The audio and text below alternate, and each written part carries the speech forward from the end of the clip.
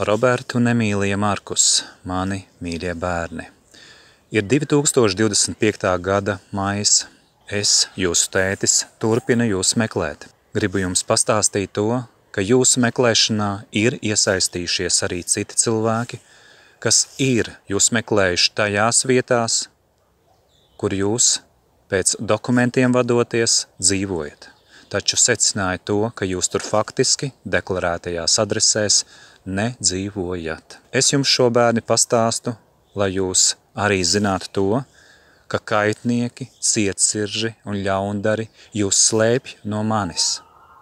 Pajautājiet, bērni, paši sev, kā jums šķiet.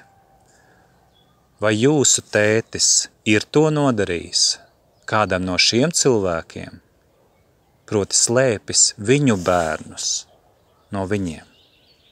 Jūs jau varat nojaust to, ko saka priekšā jums arī jūsu sirdsapziņa, un es to pateikšu tagad.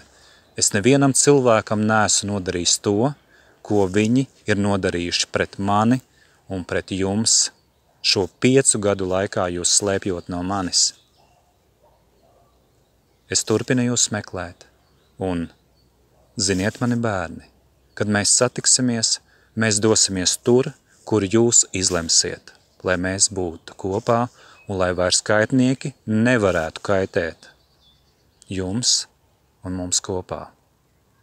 Jūsu mammai netiks liektas saziņas un saskarsmes tiesības, pret viņu netiks darīts tas, ko viņa darīja pret mums, taču ziniet to, ka jūs izdarīsiet savu izvēli.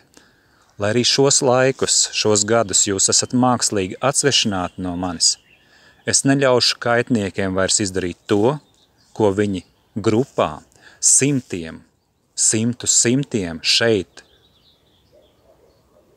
valstī, kas piesavinājusies Latvijas vārdu, darīja pret mums.